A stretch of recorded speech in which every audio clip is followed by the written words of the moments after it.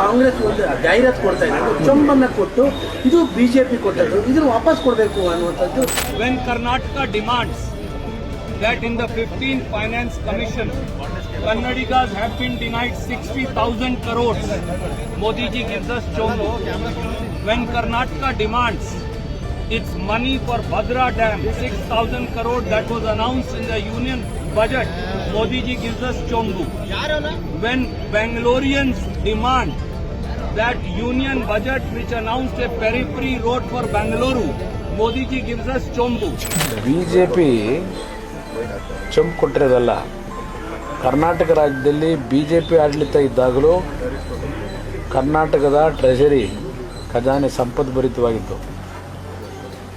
Covid period ಹಂತದಲ್ಲೂ ಅಭಿವೃದ್ಧಿಗೆ ಕೊರತೆ ಆಗಲಿಲ್ಲ.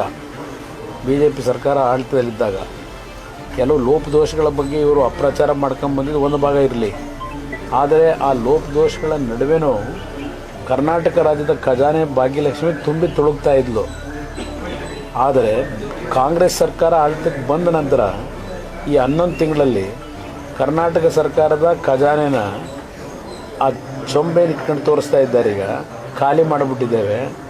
ಇವತ್ತು ಚೊಂಬು ಖಾಲಿಯಾಗಿರೋದ್ರಿಂದ ನರೇಂದ್ರ ಮೋದಿ ಅವರತ್ತೇನು ಬರ್ತಾ ಇದ್ದಾರೆ ಅಂತಕ್ಕಂಥ ಒಂದು ವಿಷಯ ಅವರೇ ಪ್ರಸ್ತಾಪ ಮಾಡಿ ಚೊಂಬು ಪ್ರದರ್ಶನ ಮಾಡ್ತೀವಿ ಅಂತ ಹೇಳಿದಾರಲ್ಲ, ಆ ಚೊಂಬನ್ನು ಪ್ರದರ್ಶನ ಮಾಡ್ತಾ ಇರೋದು ಕರ್ನಾಟಕ ರಾಜ್ಯದ ಜನತೆಯನ್ನು ಖಾಲಿ ಚೊಂಬು ಹಿಡ್ಕೊಳ್ಳೋ ಪರಿಸ್ಥಿತಿ ತಂದಿಟ್ಟಿದ್ದೇವೆ, ಸ್ವಲ್ಪ ಚೊಂಬು ತುಂಬಿಸ್ಕೊಡಿ ಅಂತಕ್ಕಂಥದ್ದಕ್ಕೆ ಬಹುಶಃ ಈ ಖಾಲಿ ಚೊಂಬನ್ನು ಇಟ್ಕೊಂಡಕ್ಕೆ ಲೂಟಿ ಆಗಿದೆಯಲ್ಲ. ಈಗ ಕಳೆದ 11 ತಿಂಗಳಲ್ಲಿ ಹಲವಾರು ರೀತಿ ಲೂಟಿ ಕಾರ್ಯಕ್ರಮಗಳು ನಡೀತಲ್ಲ.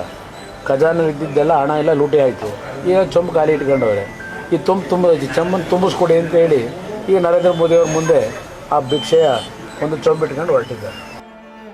ಇನ್ನು ಹೆಚ್ಚಿನ ಹೊಸ ಸುದ್ದಿಗಾಗಿ KA Kannada news 24x7 channel subscribe ಮಾಡಿ.